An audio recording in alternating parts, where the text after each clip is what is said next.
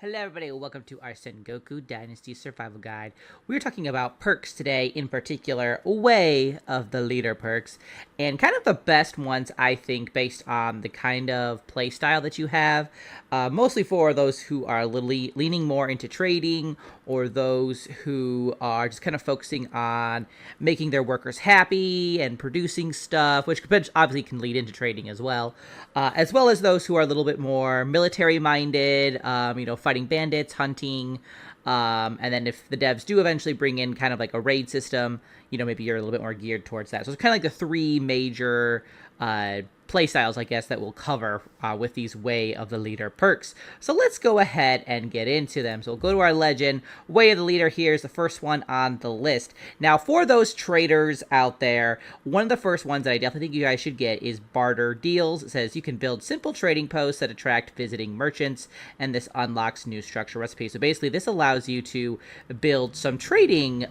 stalls in a way, and merchants have a chance every season to spawn there, allowing you to trade with them without having to leave your village. So you can build quite a few of these. I would definitely recommend doing so, just because higher chance of somebody spawning there, basically.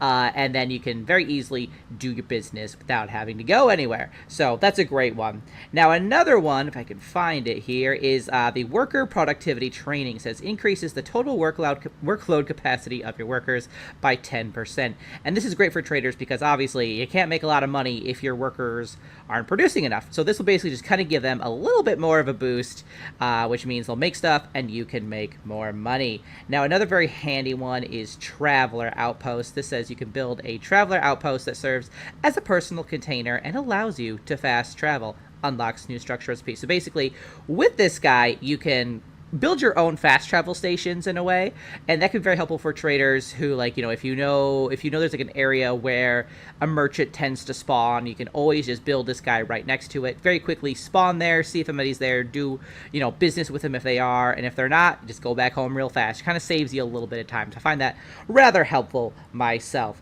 Another one is accumulation of wealth. It says wealthy traders are pouring into the Nala Valley. Merchants will have more money on them each season by plus 60%. Now this is great because basically this means that merchants are going to have more coin on them. So obviously each one has a limit, and the more money they have, that means you can get more money from them within like a single season, which is great because if you have a lot of stuff coming in, like I am right now, I'm getting a lot of things in. I just don't have the merchants around me basically just don't have enough money to buy all the stuff that I have. So it's like I have all this excess. Without getting money for it. But this is going to basically give them enough money so they can buy my items, and I get more money in the long run, which is great.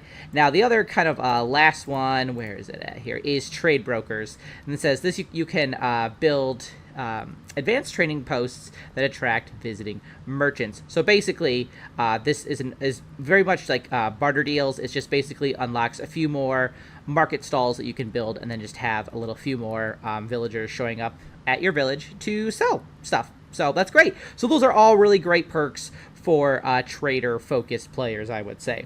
Now, for those who are a little bit more focused on just like building their village and just kind of getting them the most productive as possible, and then maybe, you're going to become a trader.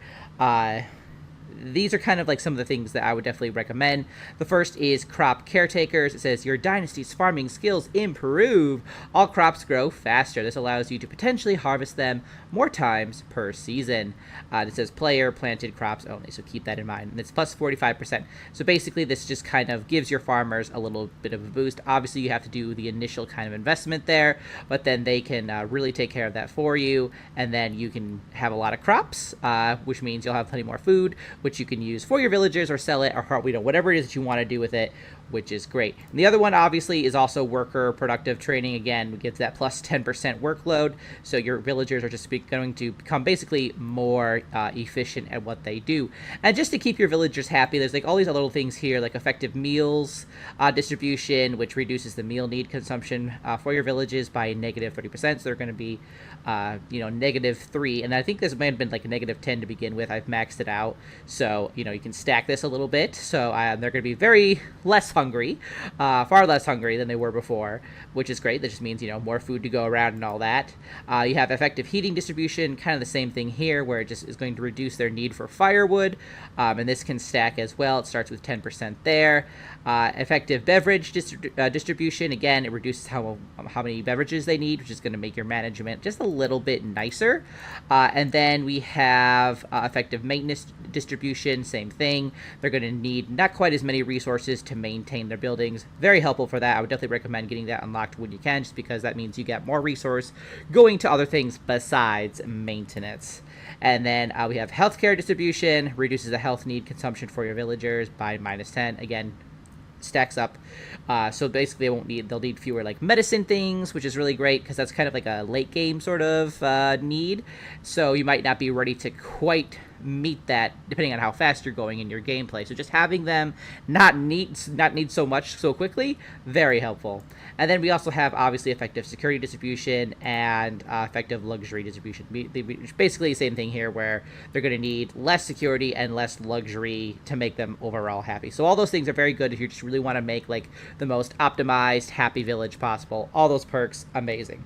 Now let's go for those who are a little bit more like they want to go fight or they want to go hunt, or for those who are waiting to see if the devs bring in some kind of raid system.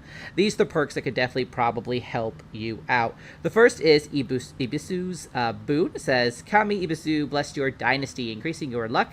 You will find more loot in abandoned chests and fallen enemies. So you basically get some more enemy loot there. And you can also increase this, so obviously, higher chance the more you put into this. So, if you're out there fighting, it's not a bad idea to maybe get this guy so that you can get more loot for it. Reward yourself, right? We love it. Now, I definitely think warrior types and hunters should definitely also take the Traveler Outpost perk, because being able to make your own fast travel areas where, you tend to find bandit spawns, or where, there's like an animal spawn, just having something nearby so you don't have to like run that way all the time, that could just, save you a little bit of time, especially if something bad happens, you die, you can very quickly travel back there to do what you gotta do. So very helpful for that. And then obviously if the raid system does happen, having security services also very helpful. Now obviously you are going to need this because security is a need that villagers will eventually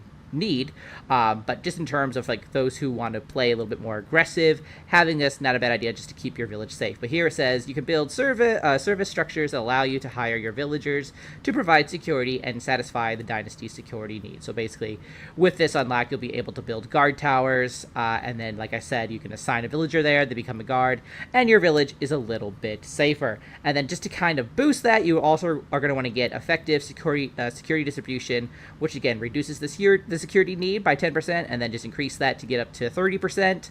So that need's going to go down, but at the very least, if there is a raid system eventually brought into the game, at least you still have those guard towers and those guards ready to help you protect your village. Don't know if that's happening, but it could be. Who knows, right?